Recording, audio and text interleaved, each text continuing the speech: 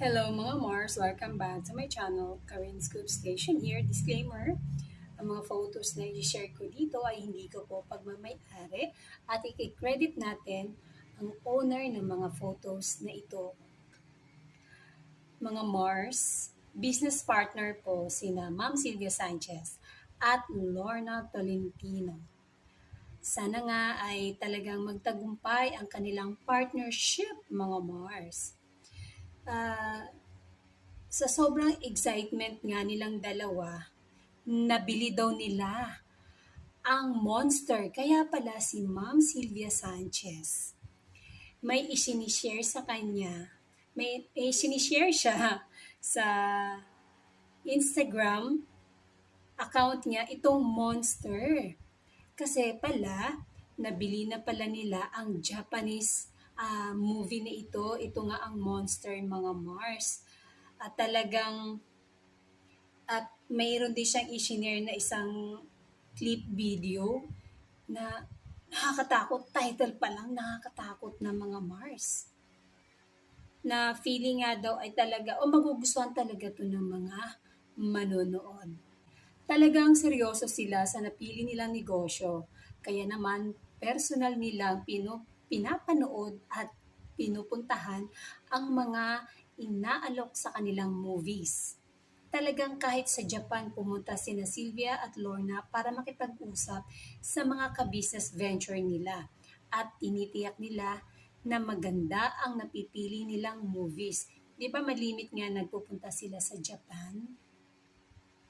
At talagang ayaw daw nila na maging marami sila sa isang negosyo nila dahil nga mas magulo. The less, walang gulo. Kung kunti lang kayo. Kung sobrang dami, maraming utak. Sobrang serious talaga, lalo na si Sylvia, kaya sure na maging jackpot ang venture nila. Kaya naman, nakakaabang ang monster na ito dahil unang nag-comment pa nga ako sa Instagram account ni Ma'am Sylvia Sanchez na Monster, ano kaya ito? Bagong project, kailan ito? Pero ngayon, pinakita na nga niya ang isang clip video na may batang babae. Yung pala, Japanese palang original nito, mga Mars. Samantala, mga Mars, ito naman ang makakatunggali ni Arjo Atayde sa Asian Content Awards dahil nominado nga siya bilang Best Lead Actor for Katleya Killer.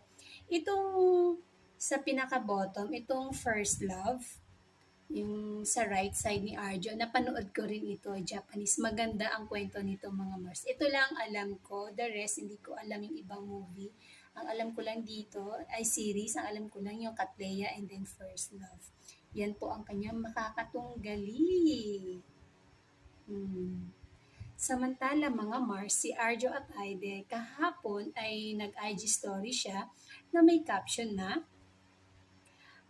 isinare niya ang post ng ABS-CBN International Prod na yun nga, Best Lead Actor siya nominee. Sabi niya dito sa caption, I was shocked when I first found out. Thank you so much to Asian Content Awards, Global OTT Awards, at Busan Film Fest. Much, much appreciated.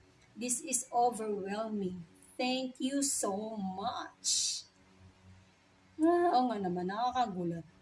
Tapos, ang kanyang wife, mga Mars, si May Mendoza, ay isinare din ni May Mendoza kahapon sa kanyang IG story ang achievement na natanggap ng kanyang asawa bilang nominado nga sa Katleya Killer na kinongrats niya ang kanyang asawa at nirepost din ito ni Arjo Atayde sa kanyang Instagram story.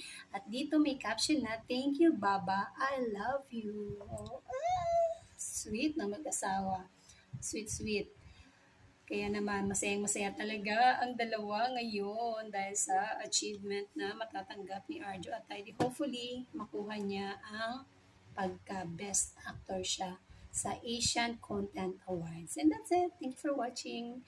And shout out Armenian. And don't forget to like this video, share, and subscribe, and hit the bell button para ma-notify kayo if ever may bago akong scoop.